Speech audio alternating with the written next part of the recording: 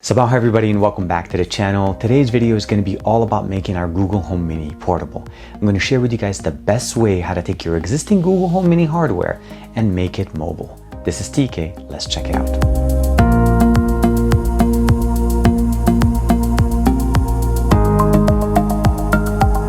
Google Home Mini is definitely one of the most versatile pieces of hardware that Google Home has put out. It's small enough that it gives us access to the entire Assistant library and all the functionalities that we get from the normal Google Home or even the Google Home Max. The one thing that I would definitely appreciate is having more mobility with this. Now, I've tried it in the past where I've powered it on using a power bank because it does use micro USB at the base and it does work, although not very functional because of the hanging wires and the power bank sitting on the side.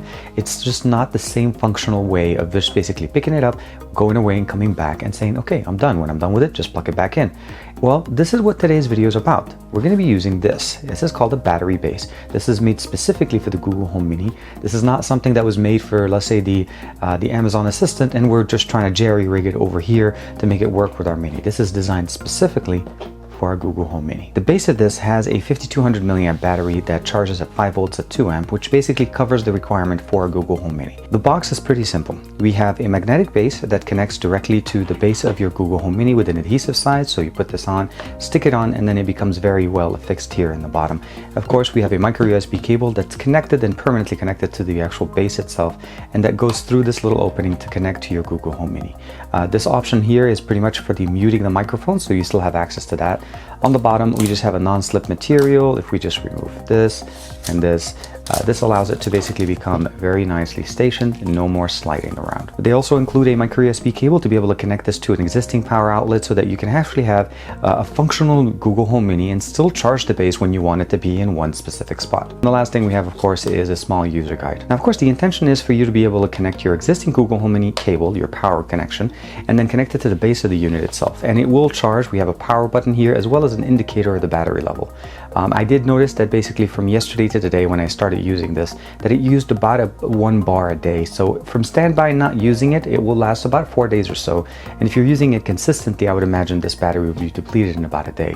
But again, if you're out and about, when you come back home at night, just put it on the base, connect it. You're still able to use your Google Home Mini because it's powering itself through, and then pretty much just put in your Google Home Mini, whichever one you'd like. Now you can either try it with the red, the black, or even go with the gray. Hopefully yours doesn't have this little blemish. Now inserting it is pretty simple. Just start putting in your Google Home Mini and then pushing the cable through. And again, as I mentioned, this is a permanently connected cable, so you really can't change anything out of it. And we still have access to the on and off switch for the microphone, so we can turn that on. And at this point, you'll notice that the Google Home Mini is booting up. Now, for the most part, this is step one. You can do this at home. You can still use this the same way you've been using your Google Home Mini. So nothing changed at this point from the sense of functionality. What really makes this very special is that even though this is charging right now and I don't need it since we have 50%, I can disconnect the power directly from our Google Home Mini, and I still have a Google Home Mini that's working. And I can still control the volume up, down, and a little bit of wobbling here is because I don't have the actual sticky put on it yet. But once you have that on, that will eliminate some of these things. And then when you pick it up, just pick it up from the sides and you're pretty much set. You have a Google Home Mini that's portable, that will work and go with you anywhere you want. So the best way to be able to get this thing to work outside of your house, there's a couple of things you need to do. First, we do need to reset this unit. Second, we need to connect it to a mobile internet hotspot, something that can actually give it internet access outside of the house. Now, what I normally would say is resetting the unit is pretty simple. Just go into your devices, look for the specific speaker, go into settings, and then look for the tab that says Wi-Fi. Go ahead and hit the button that says reset once or forget. And once you do that, it will reset the Google Home Mini. And at this point, you can connect it to any mobile hotspot connection that you can take with you when you're outside. So if you have one of these little hockey pucks that basically are just mobile hotspots, you can connect to it.